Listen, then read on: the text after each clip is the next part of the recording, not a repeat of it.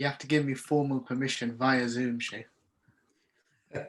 This is verbal permission via Zoom to start. No, it literally tells me I can't start my video because you've stopped it. Oh, okay. Seriously?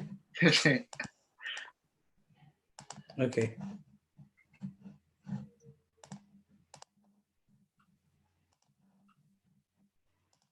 Ustad Yahya? Yeah, now? Just a second.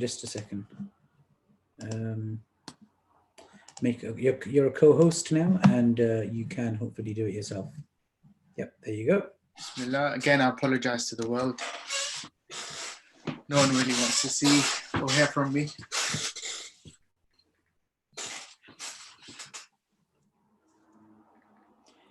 So what we will do again, inshallah, first few minutes, we're just going to wait for everyone to come in. In the meantime, if those of us who are here already have a question for Dr. Yahya, you can ask him. If there's a prescription you would like from Dr. Yahya, you can possibly ask him as well. But it's got to be of historical nature. Is that correct, Dr. Yahya? That's very, very much so, yeah. Dr. Yahya? Yep. Can you hear me? I can hear you, yeah. I'm a bit quiet. Okay. Yes. I'm just going to share the link with you as well, Dr. Yahya. So what we're doing now, Dr. Yahya, is we're no longer sharing direct links to the video. We're just sharing it to our channel. And people will see that we're live. So that should be fine. Okay. So I normally send it to a few people. So let me just do that. Yep, I'm sending it to you now. So Dr. Shoaib's on later, right? Dr. Shoaib, tomorrow, that is, tomorrow. Oh, tomorrow, okay. Yeah, he's on at 5 o'clock tomorrow. So those of you who are here today, please do log in tomorrow, inshallah, on Zoom or YouTube. Are you talking about the FESP thing, or is that different? So yeah, so he's also doing his own thing for FESP, where he's interviewing different academics. But the tomorrow's one is with us, where we're looking at, so the difference between his and ours one is his is aimed at, adults or, college students, whereas ours, we try and aim it to secondary school students. I hope that made sense, Sheikh. Got it. And whilst we're at it, for those of you who are joining us now, it will be great if you can also take this time out in the next 2 minutes. If you haven't subscribed already, please do subscribe, and also click the bell button. So at some point, inshallah, we will stop sending out these reminders, because if you've set all that up on your on our YouTube channel, then you should, inshallah, you should be able to access our site, and you'll get reminders whenever we go live or whenever we have we have a session.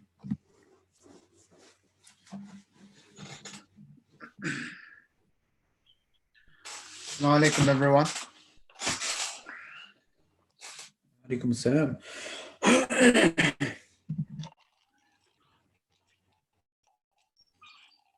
I don't normally do this, but it will be interesting to see what kind of ages I have tuning in. So if you're yeah, sure. If you're an adult, Hilal, Mufti Hilal, I'm not talking about your mental age. 5 going on 6. Yeah, so roughly, so if I know older females might not want to disclose their age, you can just put sort of adult, and the younger children can put their age. If you're an adult, Hilal, I'm not, and it'll help me to pitch what I'm saying at the right level, and also further explain things that might need further explanation as well.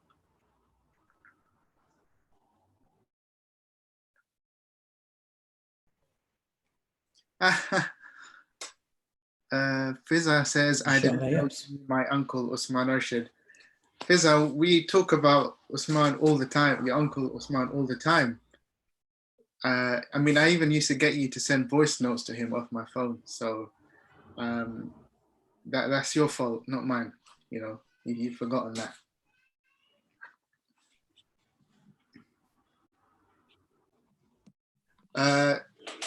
So I think we'll start in a couple of minutes, but before we do, Sheikh, it's about 7:07, and I think we have given adequate time.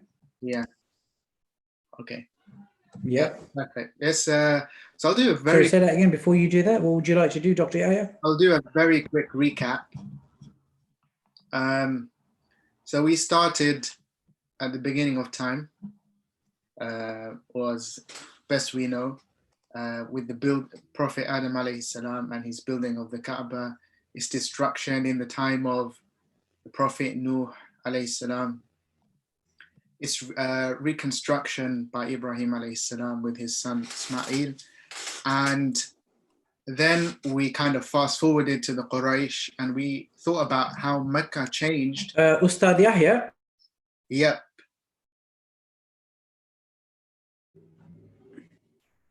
Yes, Sheikh. You are cutting off quite a bit. I don't know if it's your voice is cutting off a bit. It's distorted. Okay. Let me just try and switch off a few things on here.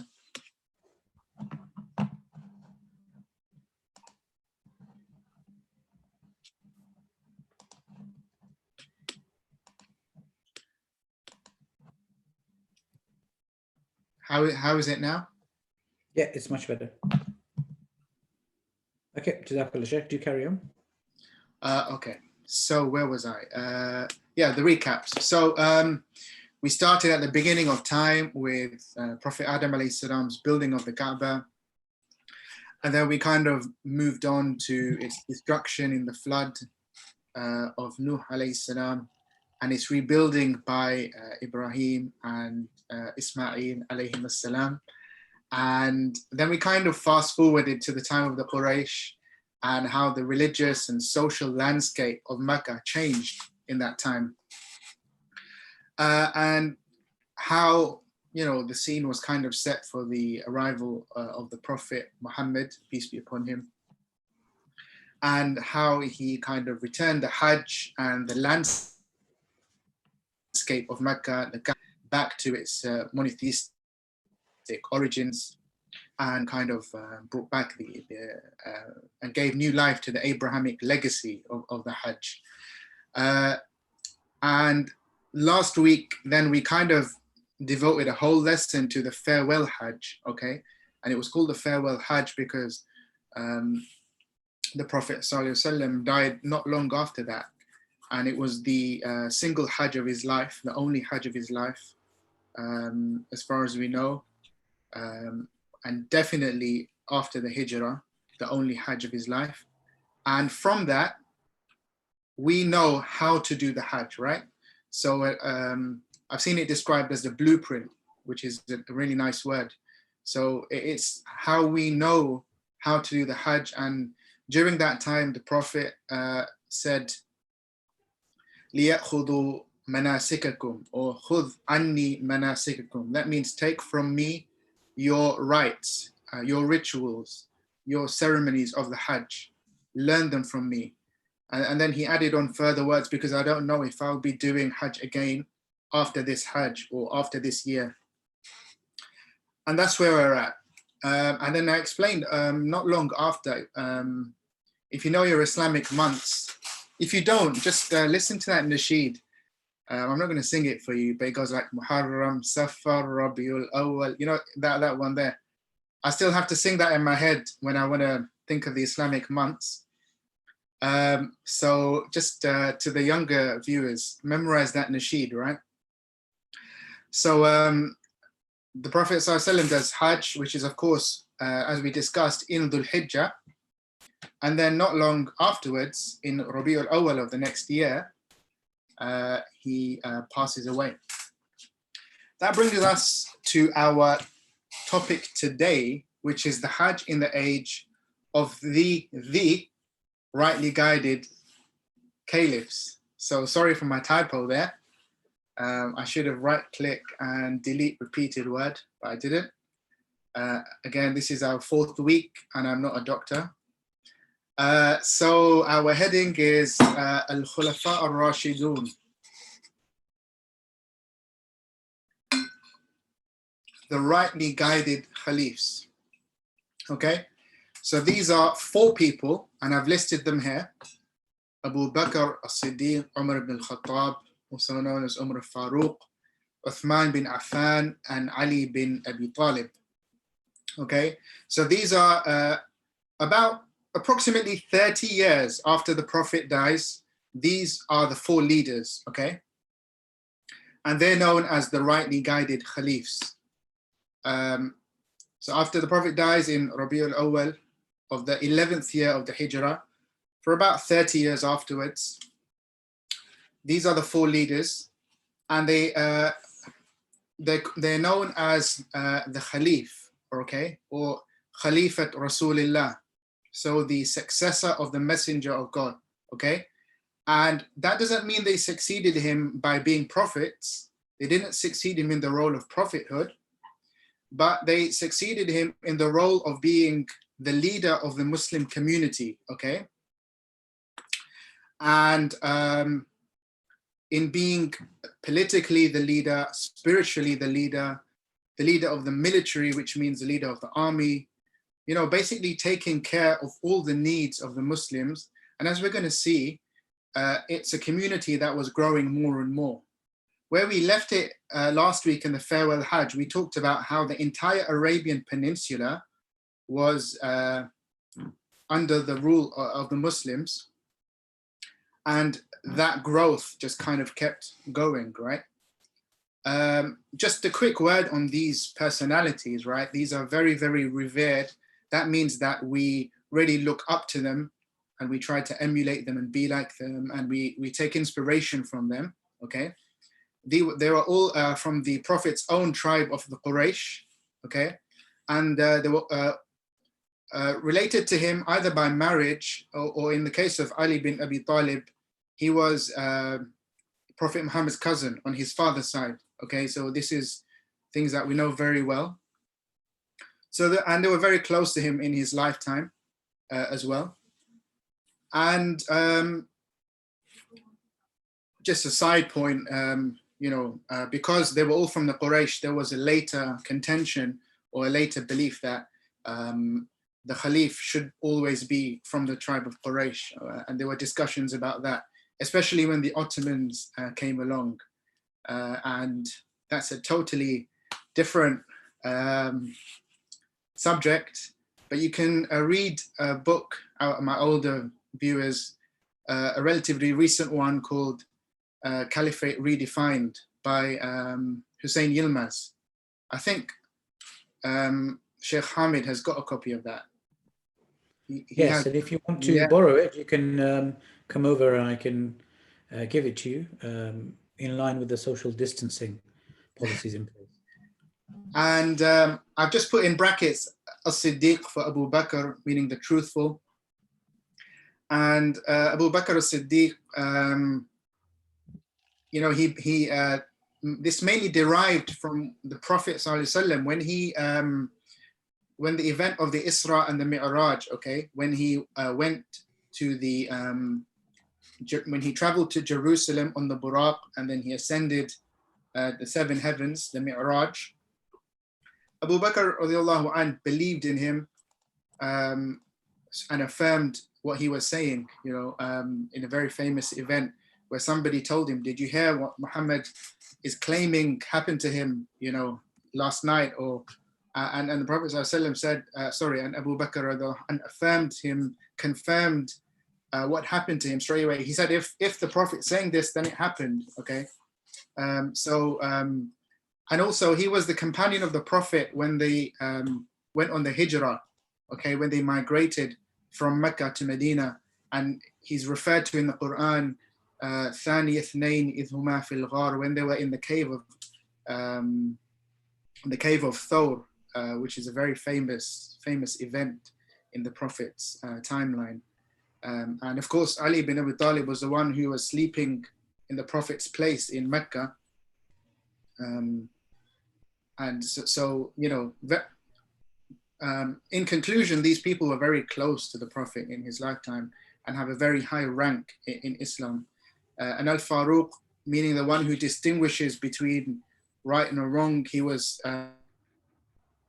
known as kind of an expert in giving opinions and in mediating. So when people have disputes, he was an expert in kind of solving those. And he was also a very pious and just personality.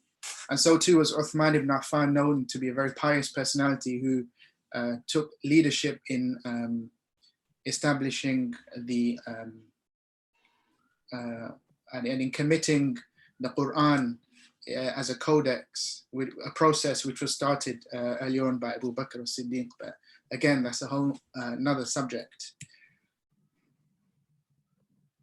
Just setting to do every week, just see what kind of context we're working with. This is a really nice map, okay? So we see here, can you guys see my cursor on the bottom left? Yep, cursor away, Sheikh. Thank you to Sister Zahra about Umar, the Umar series. I was going to mention that. The really cool thing about the Umar series is it starts with Umar radiallahu an leading the Hajj, okay? So it's really cool. If you check it out, it kind of shows him doing or leading the rituals of the Hajj. And then you kind of see him afterwards, you know, saying to everyone, giving them a khutbah, giving them a sermon, speaking to everyone, kind of reminding them of their rights over him and his rights over them. And then he says, I want to speak to all the governors, so come and see me afterwards. And we'll talk a bit more about this when we get to the Hajj and the Umar radiallahu an. But quickly here, this, I don't know what color this is. This would be a kind of maroon. Is that wrong? I'm not good with colors. But here is the Arabian Peninsula. And burgundy, very good. So the Arabian Peninsula under Muhammad sallallahu alaihi wasallam is, of course, already under the rule of Islam. And I'm more interested today in this orangey kind of section. And next week, we'll talk about the Umayyad expansion. But you can see here, under the rightly guided Rashidun Caliphs, the kind of expansion that occurs, you know, especially under Umar radiallahu anh, the Byzantines and the Sasanian Empire is conquered. So we see here Egypt, parts of modern day Egypt, modern day Libya. We see up here on the right hand side, Iran, and up here bits of Uzbekistan, bits of modern day Afghanistan, and coming up towards here, Iraq, the entire Levant, which of course includes Syria, modern day Syria, Lebanon, Palestine, including Al-Quds, of course, and the famous story of Al-Quds and the governor of Al-Quds and how he surrendered to Umar radiallahu anh. I can see someone's got a hand up. I'm happy to take the question now. We can save that. I'm not sure if it was the same person who kept putting their hand up last week, never asking a question.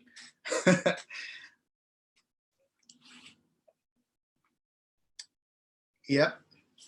And of course, so, you know, a massive kind of expansion. I don't want to talk too much about it because, as you can imagine, explaining how each of these areas was brought into the fold of Islam would be a very, very lengthy topic, right?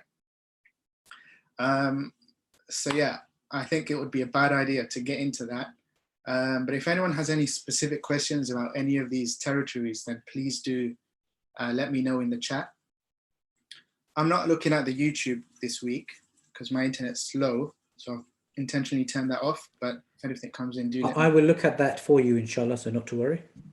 So the conquest of the Levant here is very early on, right? It's between 634 and 641, so mostly during the reign of Umar radiallahu an, and Jerusalem falls in 638. Okay, we also have the conquest of Egypt, and the famous Sahaba Amr ibn al-As is kind of very prominent in that. The conquest of Mesopotamia and Persia, right? So that's 633 to 651. Again, I'm just throwing dates at you and you're going to forget them, and I'll forget them. It's never a good idea to try and learn history by memorizing events and dates.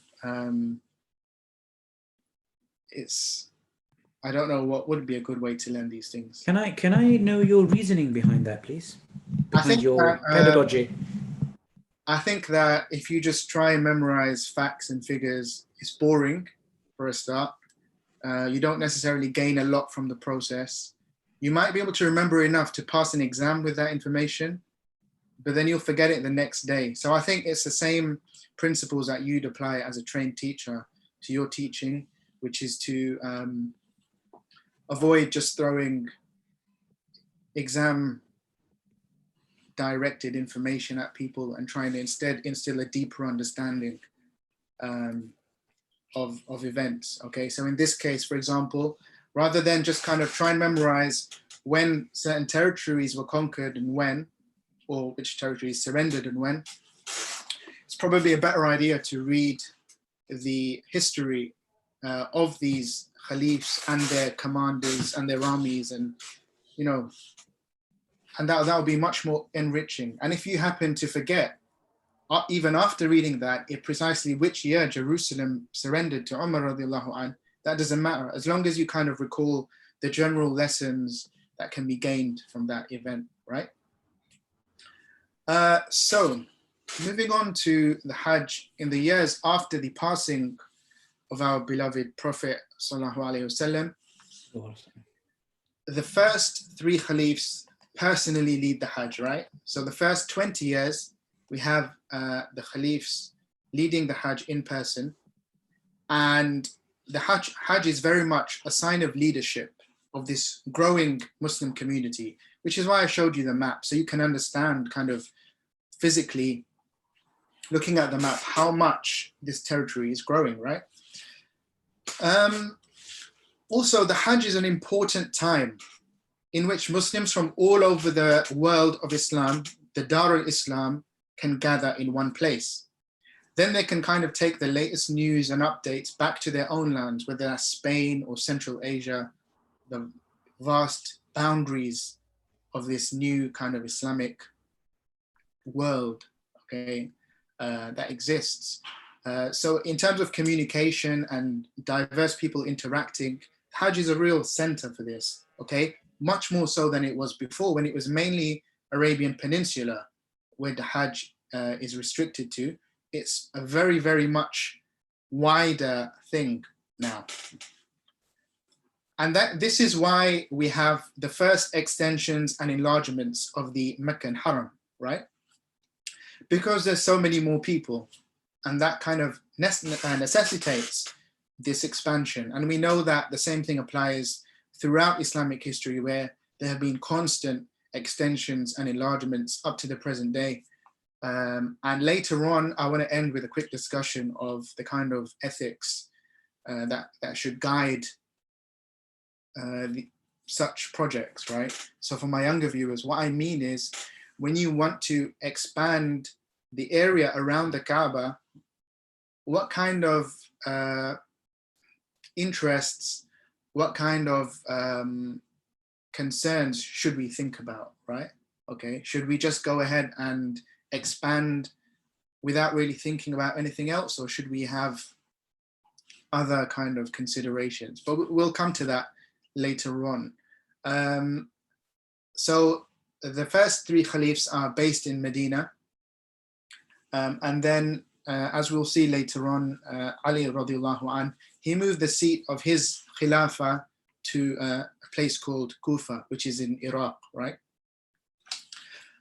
First up, we have the years of Abu Bakr radiallahu anh, okay? And these are based on some early sources, and by sources I don't mean tomato and ketchup, sorry, tomato ketchup and mayonnaise, I mean primary sources. And I remember in secondary school, we were taught primary sources are things like newspapers from, for example, if we're looking at World War II, newspapers from World War II, diaries kept by soldiers, pictures, or we are told what was a primary source if you see a fight in the playground, someone who was there and saw the fight, and then they tell you what they saw. Whereas a secondary source might be my report of the fight based on those primary sources, okay? So that's based on these early primary sources. We know that Abu Bakr radiallahu anh, in the 2 Hajjs that occurred during his brief reign as Khalif, he did not take lead the first one, okay? It was either Abdurrahman bin Auf, a very prominent Sahaba who converted to Islam very early on, or someone bin Asid, who was Akka. He wasn't an early convert, but he was appointed by Muhammad sallallahu alaihi wasallam himself during his lifetime, okay? So it wouldn't have been surprising if he was deputized by Abu Bakr to lead the Hajj, because he was a governor of Mecca, placed in that role by none other than the Prophet himself. And the other person is Umar radiallahu. These 3 people led the Hajj. And in the second year, it was likely to be Abu Bakr himself, or it was Umar radiallahu anh, or Abdurrahman bin Auf, okay? So just remember these headings here. This is the leader of the Hajj. And here, we're not sure exactly who it was. This here is the relationship to the Khalif, where this is why it says Khalif here, because Abu Bakr was the Khalif at this time. And this column is governor of a holy city. And as I've explained, Attab bin Asid, radiallahu anh, was the governor of Mecca in that position by the Prophet himself, right? So Abu Bakr radiallahu anh had actually been appointed to lead the Hajj a year before the farewell Hajj, okay? So if you look at the tafsir of Surah At-Tawbah, which is the 8th surah of the Quran, it says a lot about this Hajj that took place. And it was the Hajj in which occurred after the breakdown of the Treaty of Hudaybiyah, okay? And if I'm wrong, please go and read some seerah. This is a good opportunity for you to do that. So it's a nice bit of continuity for Abu Bakr radiallahu anh, because he's led the Hajj a year before the Prophet leads the Hajj, and in the year after, he's kind of in charge of the Hajj too. And it's important to recognize that the role of leading the Hajj is not only an act of ibadah, which means an act of devotion to Allah and an act of worship, but it's also a role of political leadership, okay? And I don't want to talk too much about the secular and the religious in our thinking and how we normally divide that up. Because that, again, is a very, very vast subject. But for us, it's important to know that a Khalif is someone who not only succeeds the Prophet in a religious role, but also in a political role. And it's a similar kind of concept where the Khalif, in this instance, is leading the Hajj. And the Hajj is an act of ibadah, but it also cements the role of the Khalif as a leader of the Muslim community, right? Why is there a dash, somebody is asking, in the governor of the holy city here? Because he's not the governor of Mecca, he's actually the Khalif of the entire Islamic ecumen. Ecumen's a fancy word. The entire Islamic world, right? Another personality is the governor of Mecca. So, quick observation, Abu Bakr radiallahu anh appoints leaders based on several factors, right? Because you can see here in this year, he's not leading it himself. based on their personal merit. That means the personal qualities that they had. They have to be early converts to Islam, okay, because that demonstrates their kind of status.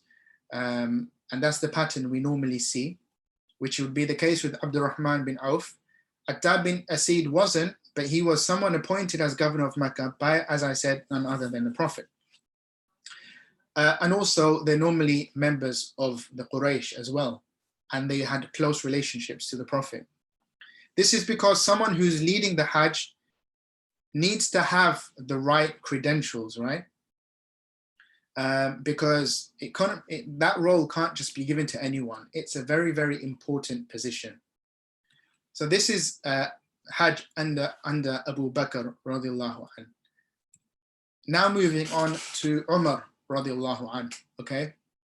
So we have here 11 different Hajjs. What is the plural of Hajj? Hijaj, maybe. Anyway, and he leads at least 10, perhaps 11. But we can see a pattern here. The first one is either Abdurrahman bin Auf or Umar radiallahu anhu. And this is the same case for Umar. So for Abu Bakr, the first Hajj of his reign was perhaps also led by Abdurrahman bin Auf. So it could be that he followed Abu Bakr in giving his first Hajj leadership role to Abdurrahman bin Auf. That's just a quick observation. Another important point I'd like to make here, right? Pay attention to this one. While other leaders, okay, including later on maybe the Umayyads, might have had elaborate kind of ceremonies and court ceremonies, these early leaders, pious leaders with much more simple styles of leadership, would have chosen things like the Hajj to demonstrate their leadership, okay? Why? Because the Hajj is all about showing obedience to Allah subhanahu wa ta'ala. Doesn't matter if you're a leader or a subject, okay? And it's all about Tawheed, okay? As we discussed from the Abrahamic Tawheedic paradigm, if you want to call it that, the idea of worshipping only one Allah. And the Hajj is a very, very powerful symbol of that. So here, Umar radiallahu anhu, for example, when he's leading the Hajj, is demonstrating his own leadership of the people who are under his leadership, but also demonstrating that he is subservient to Allah subhanahu wa ta'ala, okay? So this is very important. The other thing I'd say is the Islamic world grows massively under Umar radiallahu anhu, okay? So Mecca's role in this time as the cradle, okay, as the birthplace of Islam becomes ever greater, okay? So as the territories grow, so does the role of Mecca as the cradle of Islam, the spiritual center of this great territory, okay? The place where all the new converts are coming every year, okay? And as I said, Umar radiallahu anhu was known as Al-Faruq, and he was a very just personality. And he made sure that his governors came for Hajj every year so he could hold them to account. And he chose Hajj specifically as a time when he'd do this. And of course, he was a just personality. So not only was he asking the governors for an update, he made sure to catch up with their subjects too and say, how are things for you? Do you have complaints about the people who have been put over you? So the Hajj, as you can see, has many different functions in this time.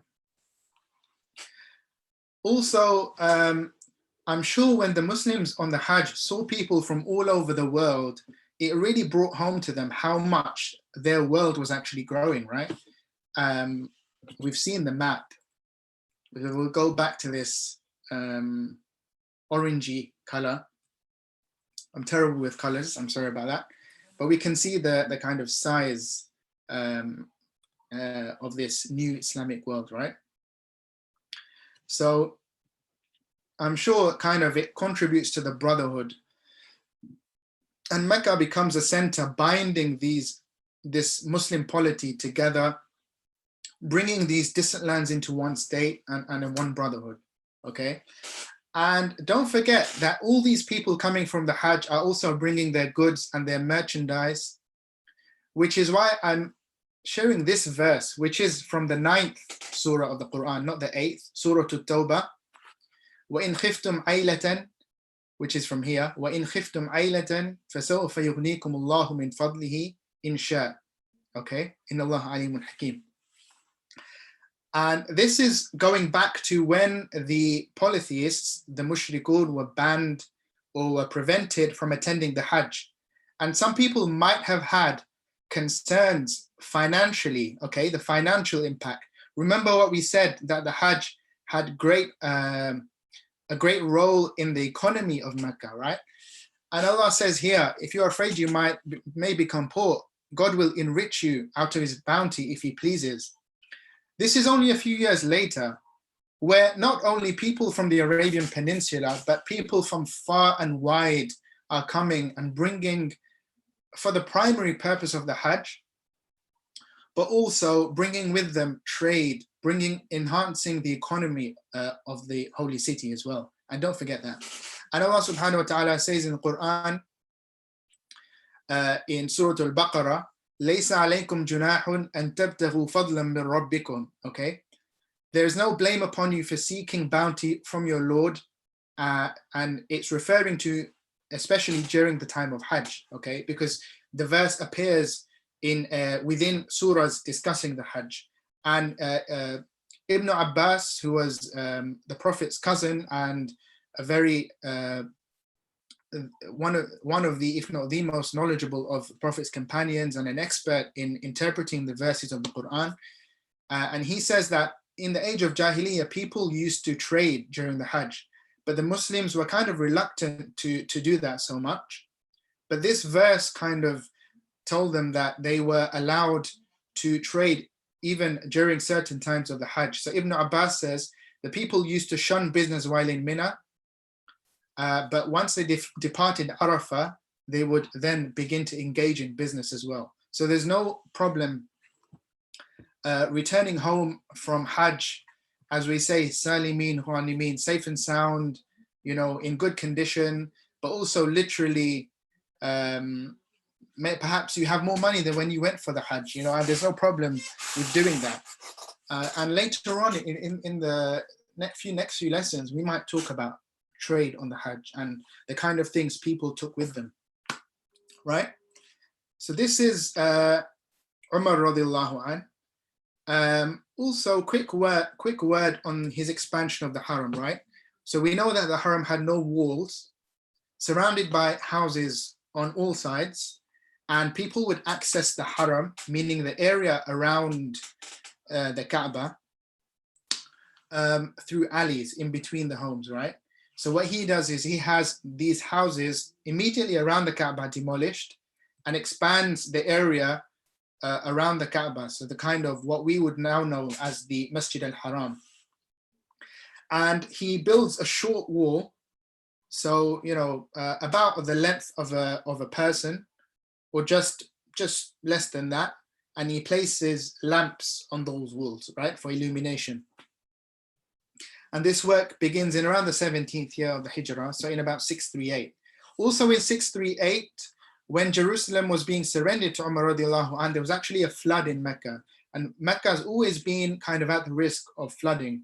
So also a dam was built, right? A dam was built to kind of protect the city against flooding as well. And also he does works in Medina. If we expand this lesson to Medina, then again, we're going to be here all night. Moving on to Uthman radiallahu anh. He leads the Hajj for at least 10 of his 12 years, okay? And again, you'll notice the first one may have been led by Abdurrahman bin Auf. So we see here Abdurrahman bin Auf. Abdurrahman bin Auf. So it may have become a sunnah among the first three Caliphs, as it were, not a prophetic sunnah, to give Auf the first. Yahya, did you hear that sound? Yes, yeah, to actually allow him. No, Ustad Yahya. To lead, yes. Did you hear this sound? No, I didn't hear that one. Well, you did now, and what that symbolizes is that there's a question, a very important question on the chat. So what's a dam? I would answer your question, but I don't give one. I'm joking. A dam, okay. I was never good in geography, but a dam, what it does is, where there's a risk of water, normally rainwater, building up in a place, and then kind of flooding a town or a city. What a dam does is kind of, in that time, would have been probably quite a physical barrier, which kind of protects against that water building up. So it would have to rain a lot for the water to come over that barrier and then come down and flood the Mecca, which, as we know, was located kind of in a valley. Okay, so literally, a dam is stops the. What is a valley? Brilliant. So this is becoming a geography lesson now. So Google for a dictionary definition of a valley. Low area between hills or mountains, okay? A low area between hills or mountains, often with a river running through it. And this is interesting because when you look in any history or book dedicated to Mecca, Tarikh, Akhbar, or Fada'il of Mecca, they will tell you that Mecca is between two mountains. And those two mountains are Qayquan or Qu'ayquan. That's a bit of a mouthful. And the other one, I believe, is Abu Qubais. Yep. But I could that if I'm. Okay. What was the last point you mentioned? About Qu'ayquan or Qayquan and Abu Qubais, the two mountains. Abu Qubais is near the Sa'i area, isn't it? Yeah, as far as I know. What I'll do is next week, let's share a map from that book, or maybe you can share your one. And yeah, I do have one. Okay. So again, Uthman ibn Affan, he also extends the Haramain. For example, the Meccan Haram in the 26th year of Hijri, which is about 646 or 7, he expanded the Meccan Haram.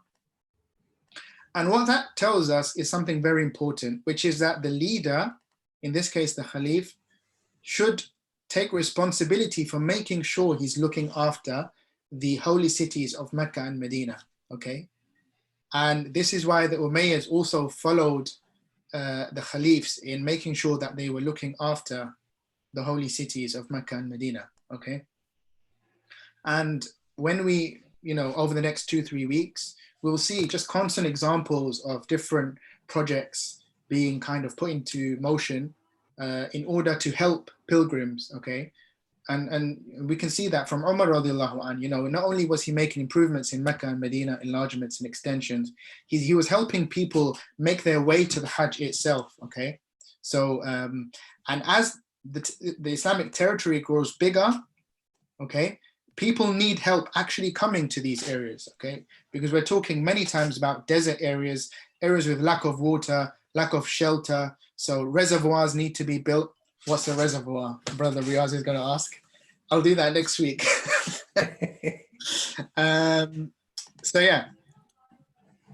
So moving on to why did Uthman radiallahu anh not lead the last Hajj of his reign, okay? Uthman radiallahu anh, he was called Dhun Nurayn, possessor of the two lights, because he married two daughters of the Prophet sallallahu alaihi wasallam. After one passed away and he married another, very pious personality, but late in his rule, there were some rebels and opponents to his rule, okay? And even they began to gather in the Hajj.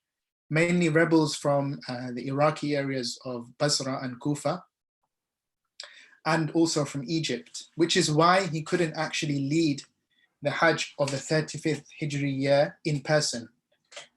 So he appointed instead the person I just mentioned before as being the Prophet ﷺ's cousin and a very knowledgeable personality, Abdullah ibn Abbas, okay? Abdullah ibn Abbas ibn Abdul Muttalib. So again, he's from the Prophet's family, which is very, very important. This is because Muawiyah radiallahu anh also sent someone to lead the Hajj. Uthman sent someone to lead the Hajj. No, that's actually another example. Sorry, I'm getting confused. Ignore that last point.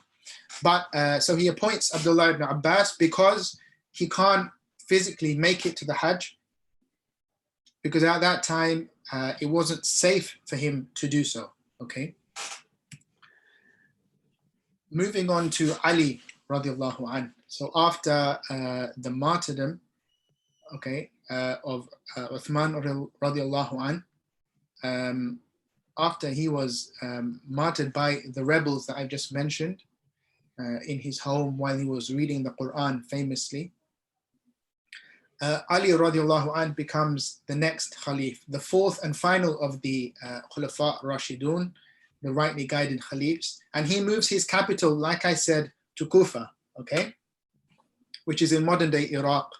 And that city had actually been established by the Muslims themselves, as initially as a military camp, 20 years earlier when they were battling the Sasanian Empire, okay? So they built it as a military camp rather than settle it in an existing city and become distracted, perhaps by all the temptations in that place. Ibn Khaldun comes to mind. In any case, part of this is because, as in part of his move to Kufa, moving the capital, the seat of the Islamic world from Medina to Kufa, is because of the things that I've just mentioned, some of the internal divisions among the Muslims, and also because governing the vast Muslim lands from Medina was also not easy, right? And because of these political problems in the time of Ali radiallahu anhu's Khilafah, he never actually managed or was able to lead the Hajj personally. But what he did was he always deputized his family. So as we can see here, all these personalities that are in this column are his cousins. And that means that they're also, of course, the family of the Prophet, peace be upon him. He's the first of the Caliphs, the four Caliphs, to actually deputize his own family to lead the Hajj. Why is this important? It's because actually the practice of Ali radiallahu anh was actually to appoint a lot of Ansar. Okay, so we know that the Ansar are the helpers in Medina, and the Muhajirin are the ones who went from, in the Prophet's time, from Mecca to Medina, and they were the emigrants. So the Ansar, Ali appointed a lot of Ansar as governors of the various cities of the Muslim world. But when it came to the Hajj, he stuck with the Quraysh and the Prophet's family. Okay, so there's some kind of significance in that, I'm sure. And then we have finally this Hajj here, where it's actually the Hajib, or the keeper, or the custodian of the Kaaba who leads the Hajj. This is because in the 39th year of the Hijri, of the Hijrah, Muawiyah radiallahu anh sent his own candidate to lead the Hajj from Damascus, and Ali radiallahu anh sent his candidate to lead the Hajj from Kufa. And in the end, the pilgrims chose their own leader for the Hajj. So I think that's a really interesting compromise that was reached in that time. Okay, it maybe gives us an interesting example when there's a kind of dispute between two people. It was, dare I call it, democratic. I'm not sure the exact process by which this happened, by the way. Okay, but in the end, Shaybah bin Uthman bin Abi Talha, is given the responsibility as a kind of neutral candidate, a person who was the custodian of the Kaaba, which means he would have been kind of, Brother Riyaz, no, Kufa's in Iraq. I believe it's 18 miles from the capital city of Iraq, which is Baghdad. So, yeah, so this is the end of Ali radiallahu anhu's reign, and after this, the aforementioned Muawiyah, it becomes the next Khalif, and that we're going to save for next week because it's nearing Maghrib time. But I hope, Sheikh Hamid, I hope this has been a good overview of the Hajj in those initial 30 years under the rightly guided Khalifs, the Khulafa Rashidun. I hope that's been useful.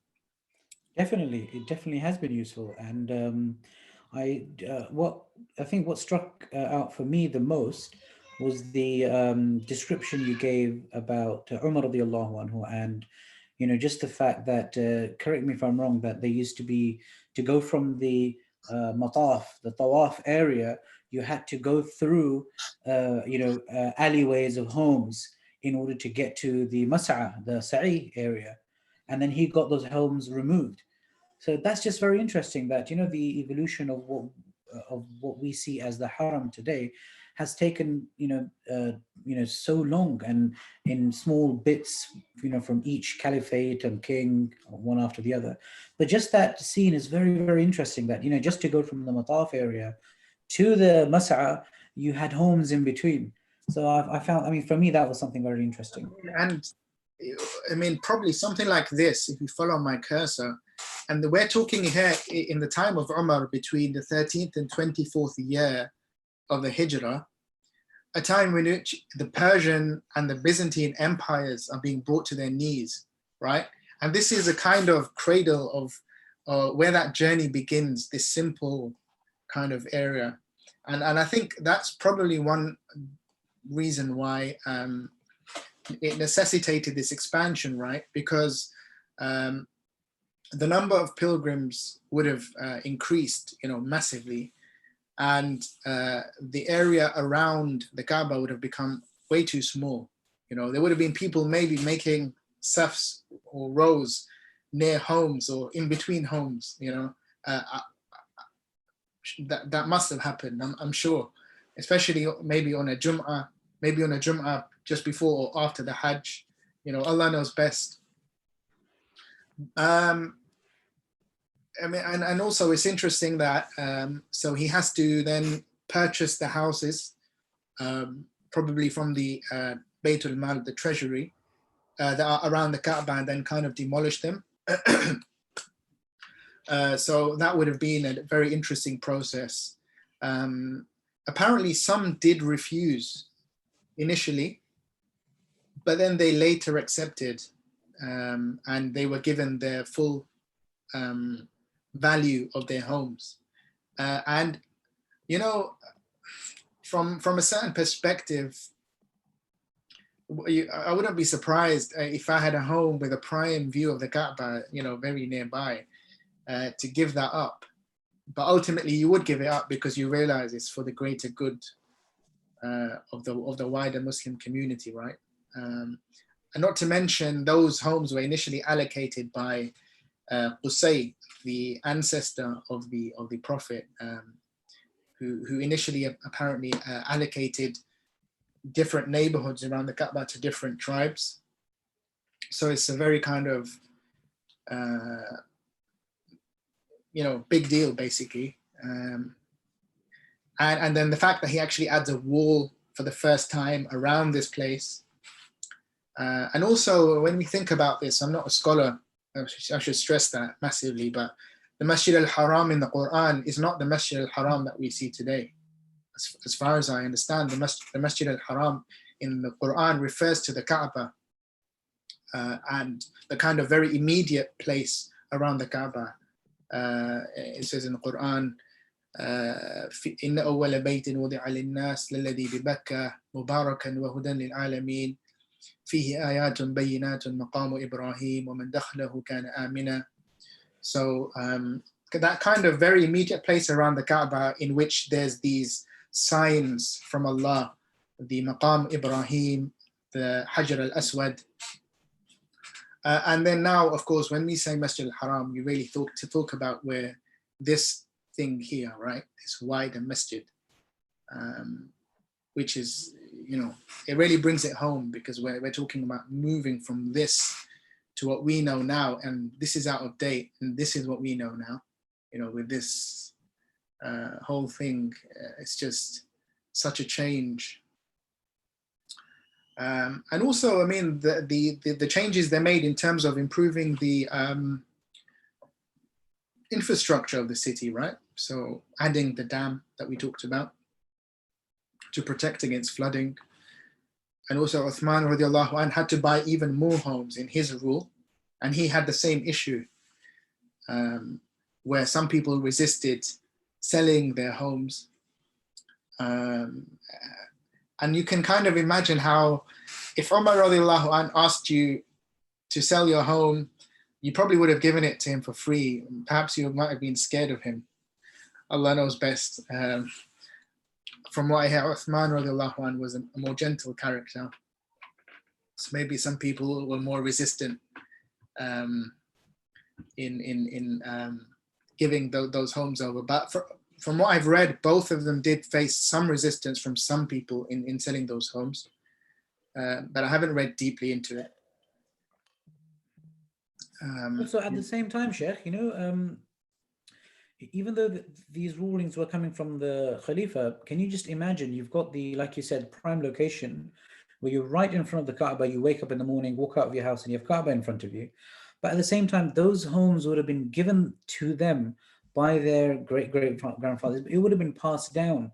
So for them, it's not just giving away a building or a house, it's giving away their heritage, it's giving away memories, I think that is more powerful than just the building in itself that they're having to give up.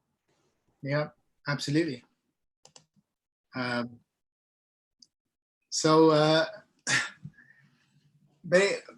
mean, the kind of building they took place must have been so different to probably the kind of constructions we see now, things like the clock tower, which is just, you know, simple word, unnecessary, you know, whereas these extensions and expansions they were making were necessary, were very necessary, right? Catering to such a massive kind of growing community of Muslims. Yeah.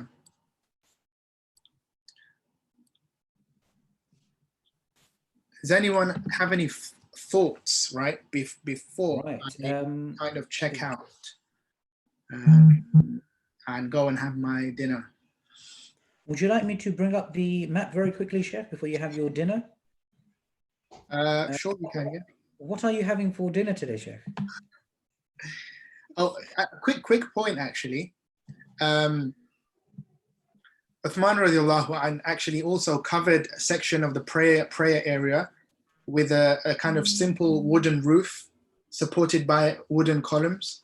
So that is something that exists right through until about 70 years ago, where we see very simple kind of covered areas within the mataf, so the area around the Kaaba. It's really interesting. Yeah, so anyway, I got distracted about it. I think better than sharing it now, I think you should share your map next week. And that way I can kind of also have a look at it too beforehand, and we can... Sure. I just wanted to show, you know, when you spoke about Jabal Abi Qubais, I thought I'll just show that out, and then next week you can break it down and I can share it with you as well. Yeah, sure, go for it, Sheikh.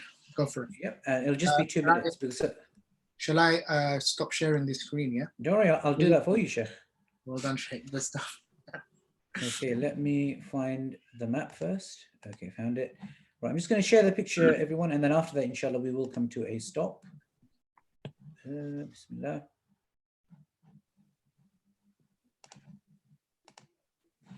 Okay, can you see my map? So I'm just going to zoom in. Right, can you see? I think the important thing, especially for the student who was asking the question about a valley and dams and all that. So can you see all this gray area around here?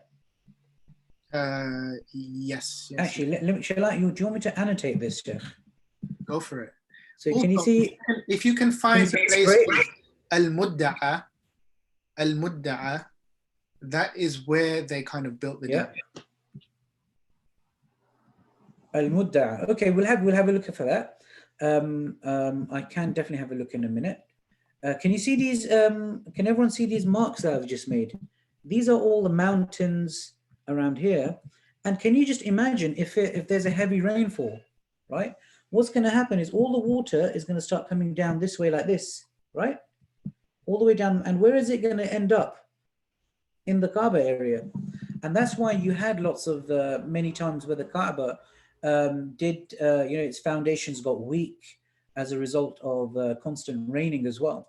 And then the mountain that Ustad was talking about, let me just show that, was this one here, the Mount Abu Qubais. Can you see that? And it's right near the Kaaba. These two are this is Safa, this is Marwa. And most interestingly, who can remember what would have been over, let me cross this out. Whose house would have been over here, right between, or the walk between Safa and Marwa? Can anyone remember? So remember, the Kaaba is here, okay? Safa is here, Marwa is here. Who lived on this side of, who lived over here? Anyone take a guess? Come on, Fizza.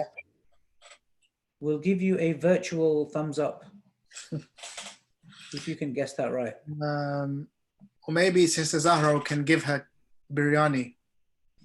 Okay, so Fizza said Hajar.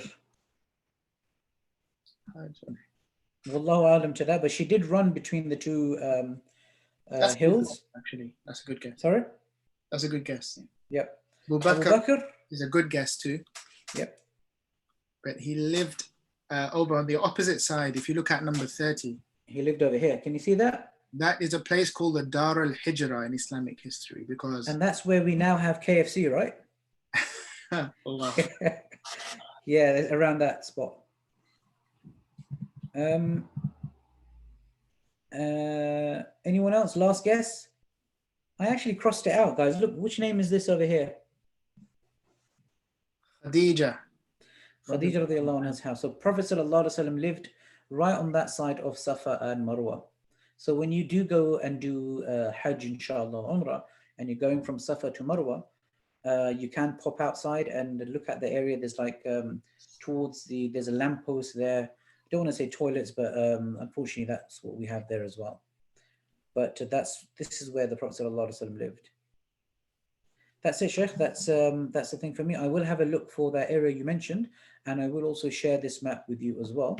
If you would like to have this map, you can actually buy it from online, or I can share it with you. I'm more than happy to do that. Just give me a message, and I will share this map with you as well. So it's a very, very detailed map. A lot of detail on here. Number 62 is a sheep market. Sheep market. And number 69, I can't see. Sister Zahra. Let me zoom out a bit. Okay, oh, can't zoom out.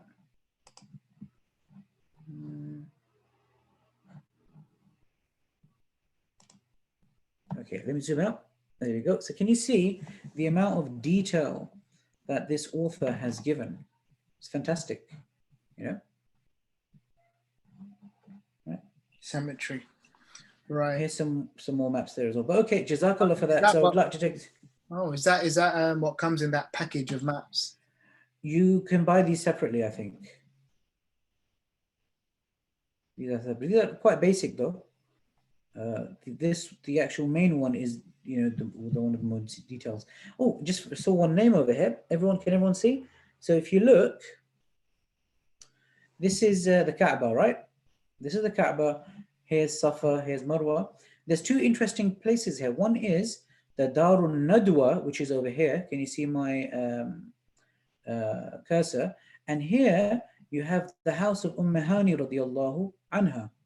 So can anyone tell me what those two places, why they were so significant that the author had to bring them in onto his map? Anyone know what happened at Darun Nadwa and what happened at the house? And a very, very, very important incident took place from the house of Hani radiallahu anha. And even when you go now on a tour, you can see kind of the spot where Hani radiallahu anha's house used to be. It's near one of the gates. There was something on the chat. Ustad Yahya, could you have a look?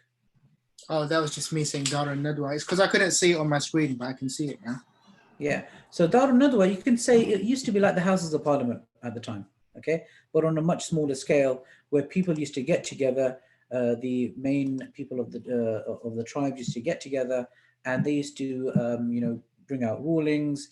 They used to come up with policies, different rulings for, their little state that they had, and anything meaningful they had to do as a tribe or a group of people, they used to do it from Darun Nadwa.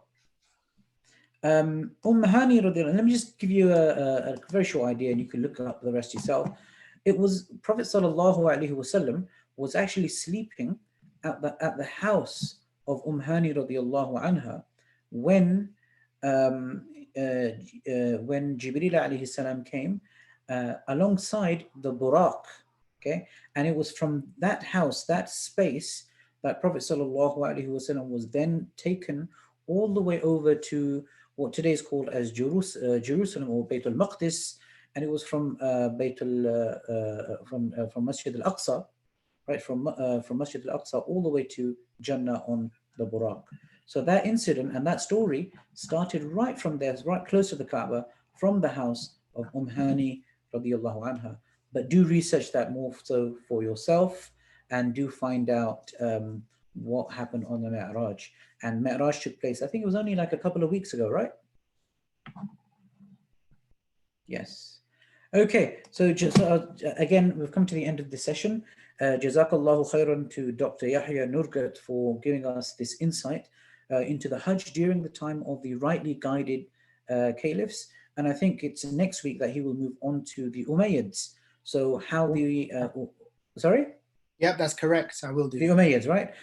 So that was the first kind of kingdom or the dynasty that started after the rightly guided Caliphs. Okay, so the rightly guided Caliphs are the four, then starts the Umayyad Caliphate, and that's where Dr. Yahya will take us. So again, we're looking at the world from the eyes of the Kaaba. I think that's the way to see this course. You're looking at the world. Rename the course to that.